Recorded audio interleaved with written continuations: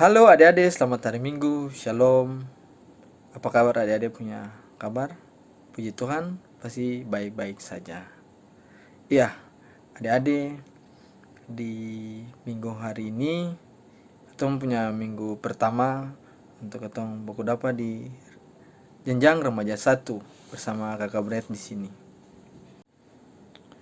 Iya adik-adik, kita akan membaca firman Tuhan di pagi hari ini yang terambil dari 2 Korintus 5 ayat 16 hingga ayatnya yang ke-19.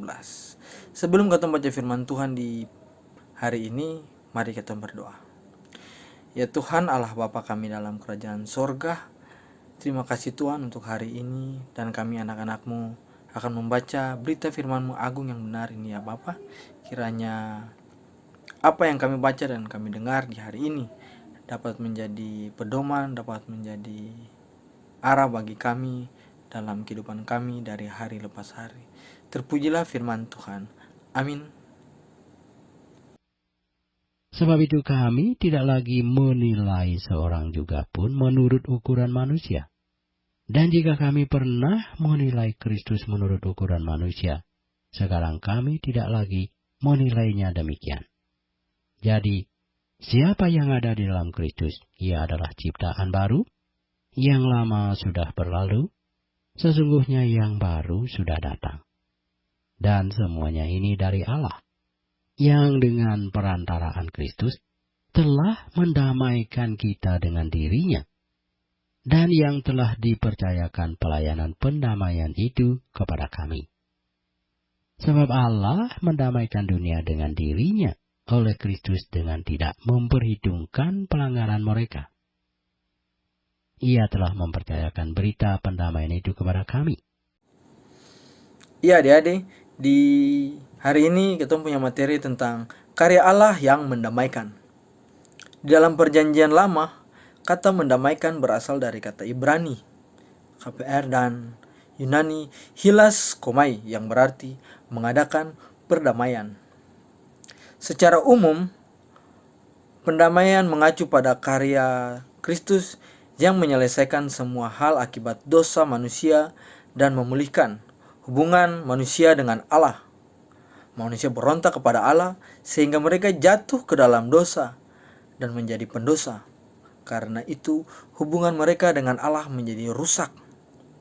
Sebagai pendosa, manusia tidak dapat menyembunyikan, mengatasi, menyelesaikan, ataupun membersihkan dirinya sendiri dari perbuatan dosanya itu. Apapun perbuatan dan usaha yang dilakukan manusia pendosa tidak akan membuat mereka menjadi benar di hadapan Allah.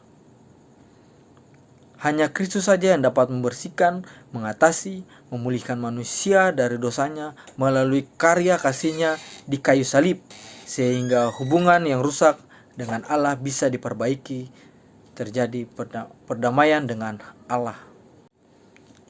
Tujuan Allah mendamaikan manusia dengan dirinya. Allah memberikan kebebasan kepada manusia untuk menentukan pilihan sikap dan tindakannya, mengikuti jalan dan tindakan dan kehendak Allah atau tidak. Tidak ada paksaan atau keharusan. Ternyata manusia memilih untuk tidak setia dan taat kepada kehendak dan jalan Allah. Atas kehendaknya sendiri, manusia memilih hidup di luar kehendak dan perintah Allah. Itu terbukti pada adanya perbuatan manusia yang tidak setia kepada Allah. Manusia jatuh ke dalam dosa.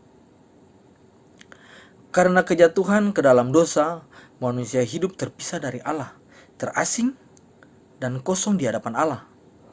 Manusia menyadari kekosongan dirinya yang berada dalam keterpisahan dengan Allah dan rindu untuk kembali kepada Allah. Namun, manusia tidak dapat melakukan apapun untuk bisa kembali kepada Allah. Allah ingin manusia diselamatkan. Ia berinisiatif untuk menghampiri manusia dan menyatakan dirinya di dalam Yesus Kristus untuk menolong manusia supaya pendamaian terjadi antara manusia dengan Allah. Kasih Allah kepada manusia di dalam Yesus Kristus itu mencapai puncak dan terwujud pada kayu salib. Kematian Yesus di kayu salib juga merupakan bukti bahwa kejahatan dan kuasanya telah dikalahkan oleh kuasa kebenaran dan keterasingan diganti dengan perdamaian. Kuasa salib menunjukkan dan membuktikan adanya jalan kehidupan yang baru yang Allah tawarkan kepada manusia. Kasih Kristus di kayu salib membebaskan manusia dari belenggu dosa dan kejahatan. Manusia dibenarkan dengan cuma-cuma oleh karena kasih Allah melalui karya penebus Yesus Kristus. Di dalam Roma 3 ayat 21-26 mengatakan bahwa Yesus Kristus telah ditentukan Allah menjadi pendamaian karena iman. Dengan demikian, ada hasil kerja Allah karena manusia kepada Allah. Dia telah menerima pendamaian itu. Contoh sikap hidup yang mendamaikan adalah 1. Takut Tuhan. 2. Saling mengasihi. 3. Tidak saling bermusuhan dan menyakiti. 4. Saling memaafkan. Demikianlah ketemu punya materi di hari ini. Iya adik-adik, sebelum ketemu mengakhiri ketemu punya kegiatan sekolah minggu di hari ini, mari ketemu berdoa mulai.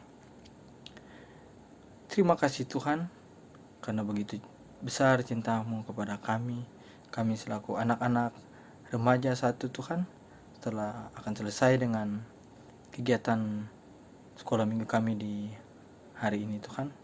Ya Bapa dalam kerajaan surga, terima kasih atas materi yang telah kami dengar ini Tuhan. Biarlah semuanya ini dapat menjadi pedoman bagi kehidupan kami dari hari lepas hari. Ya Bapa dalam kerajaan surga, tak lupa lagi kami berdoa untuk teman-teman remaja 1 dimanapun mereka berada. Kiranya Bapa mau kuatkanlah mereka, mampukanlah mereka dalam kegiatan belajar mengajar mereka setiap hari Tuhan. Kiranya Bapa mau mampukanlah mereka. Ya Bapa dalam kerajaan surga, dan kami akan mengakhiri akan sekolah minggu kami di hari ini. Untuk itu kami mohon janji penyertaan Tuhan. Kiranya kasih karunia dan damai sejahtera dari Allah Bapa mau menyertai kami, anak-anak remaja 1 dimanapun mereka berada, hari ini terus kekal sampai selama-lamanya. Amin. Selamat hari Minggu adik-adik. Shalom.